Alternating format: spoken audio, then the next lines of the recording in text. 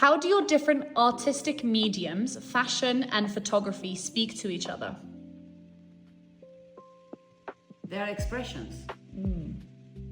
Because I think at least in fashion, you express yourself through what you wear. You know, it's a way of talking to whoever you meet. You know, this is me and this is what I wear and this is, you know, so, and photography too. You know, you are expressing yourself through what you create. Yeah, I don't know. What your eyes see. Huh? Photography is a way of showing a moment in time of something that only your eyes see and maybe no one else sees. But you can capture it and share it with the world. Yeah, you share your own perspective. What would you say that they coincide? It's like you said, it's a way of expressing yourself in one medium or another, and amalgamating both of them in a photo shoot like we did was very complimentary and worked very well. Do you think your personal histories and friendship are visible in the final images of Blooming and Flow? I think yes, because of what we just said. You know? I mean, it's your aura and your being together as friends. It's clearly comes out in the photographs. Yes, exactly.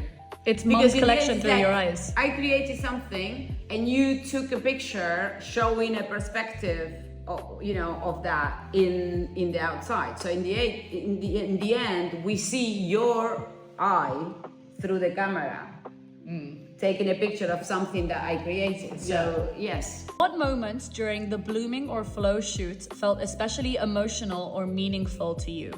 I think trying to capture the aura of the models and what Liliana's trying to express and portray. And I think having seen the photos afterwards, it's very satisfying. It was difficult to get the one with the movement. Yeah. You know, getting some solace. We did. Yes, but it was like you were getting frustrated. It's like because you knew what I wanted, and it was like, okay, no again. Yes. And then the girls were like, I'm freezing. But then that showed that you completely understood what I was looking for. Yes, yeah. And you had the camera. It was like, okay, no, until you felt that, okay, that was good. Yeah. How have motherhood and family life influenced your art? I think that when you have kids, you always want to give them the tools to deal with life. And one important thing is to try to be yourself more than what other people want to see from you. And you learn that with life. I mean, when I was younger, I was always trying to seek the approval of the environment. And as I got older, I'm like, actually, no, I don't want to say yes to that. Because if I say yes to that, I'm saying no to me. So I ended up having the courage to do it. And doing my work allows me to express that in a different way. So in the end, that whatever I do is an example I feel for my kids. So the best way, to show them, to give them a tool is by doing it myself. No? Yes. I have to say I have something on that. Actually, I always looked up to this exhibition at the National Portrait Gallery called From Taylor Wessing. And it's the Portrait Prize. And I remember working with a girl, Elisa, who I was telling her I'd like to submit to that open call. But most of my work at the moment is of family, and I'm not sure I want to, I felt very conscious about submitting something to do with family. I thought, you had to portraits of celebrities and so on, which I didn't have access to. And Elisa took me to the exhibition, and we went and looked around and realized that the sitters were always family or friends of the photographers. And there I said, okay, well, actually I'm going to submit a couple of portraits of friends. And 2 years in a row, I got a couple of photographs at the exhibition at the National Portrait with Taylor Wessing. So I was, over the moon. Exactly. Very proud of yourself. Yeah. And you should be. Yeah. What are you laughing? No, it's cute. Your children grew up together almost like cousins. What has it been like watching the next generation inherit this bond? I love it. Me too. Yeah, I really like the fact that you get on well with Maya and with Jad, and And same thing, and them, they think, it's like you're like cousins to them as well. Yeah. So it's quite nice. Yes. It's a support system that, we don't have here. I mean, yes, I have my cousins and my nephews here. But before they came, we had, the kids had nobody. So as cousins here. Exactly. If you had to describe each other in 3 words, what would they be? Hania, positive, generous, curly. Really, I mean, she's always smiling. I mean, it's like impossible not to love her. Yeah. No, really. Okay, Liliana is balanced, very balanced. Oh my God, I'm Libra. Yeah.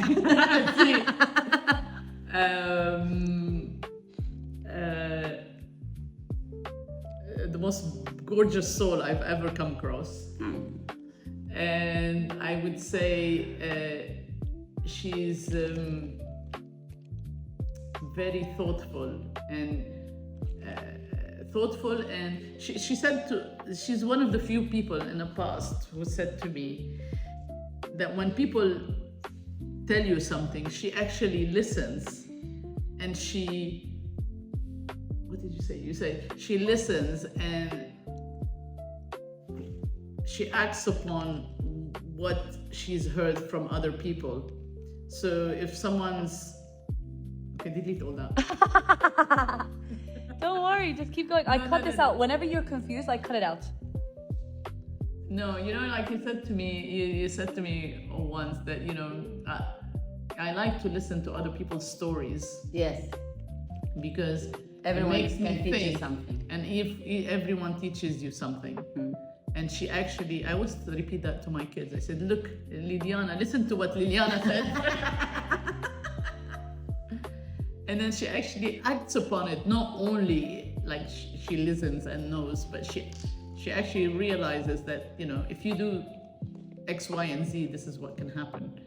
And if, that's what's happened with me. So she'll be thoughtful about that, and she would try not to do because someone else, she listens to other people's experiences.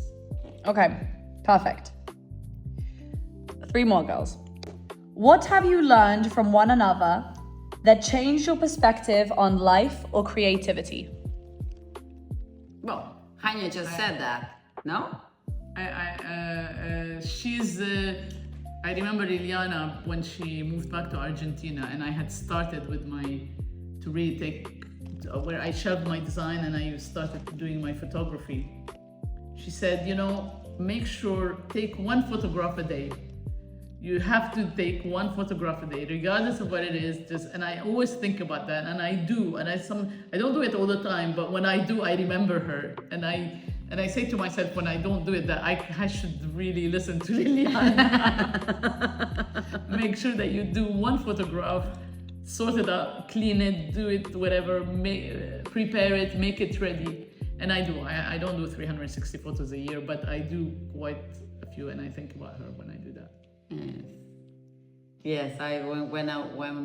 The other day, Anna was asking me we were talking about friendships and whatever. And when I moved I remember having this feeling that I was like a traitor because I was leaving, my friends, here. Somehow it was, I spent great years in the UK, and although I was going back to my country, somehow I felt I was abandoning, you guys, Yes. and so that was difficult, but good thing we kept Yes, in touch. Yeah. Well, and in your collections, you have a lot of duality of the UK and Argentina. And so My- your life here has influenced My your work. life is like, I do Spanglish all the time, so my life is always in both worlds somehow, and also I think when you live in a different country, you incorporate things, you become like Hania was saying, you enrich yourself because you absorb things from different cultures, and that makes you, to grow in a good way, I think, as a human, because then you can understand the way other people or other cultures see the same thing. So, and you can pick and go, okay, I respect that, but probably I don't like it, and I really like that, so I incorporate it. So in the end, you are never fully Lebanese or fully Argentine. You are a little bit of, different worlds all in one person. So, I always recommend to explore the world and to try out, never to stay put in one place, and open yourself to get to know the world, because we live in this planet and it has so many things to offer. What do you hope people feel when they see the work you create together? I hope that people can see what we're trying to communicate. Which is? Different collections in my case, in different collections, I'm trying to express different things. Like a flow, to me, has to do with once you have been able to express your authenticity, you need to be able to flow through life, because life will throw things at you all the time to get you out of balance. So the idea is that you need to break the structures that got you stuck in one way of seeing life, to see that life moves all the time, and then you will be able to flow with life. So that's what I want people to try to see, in my last collection. And what about you? What would you like people to see with your photographs? Basically, I'd like whoever the viewer to really be in my place when I'm taking those photographs, and instill that kind of perception that can be sometimes universal. Maybe each one is in his head. That's why this last series called Mental Cues. I'd like people to question, what is our common humanity? If you could speak to your younger selves, two women building lives far away from home in London, what would you tell them now? Last one. Always try. Always go for it. Yeah. Don't be scared. Jump in the deep end. Sometimes things don't happen straight away. But if you believe, strong enough in what you want or what you feel, things will always happen if you're positive and if you are positive. If you really, really want to get somewhere, you will get there. Yeah. Sooner than later, whatever. Or It's just later don't be than scared. Basically, I would say do not be afraid to just take big leaps, because you always land. Yeah, because also You always land on your feet. failure is another step closer to success, because failure teaches you, okay, that wasn't the right way. So I'll do it the other way. Take off, and try again. Yeah. So yes, always try.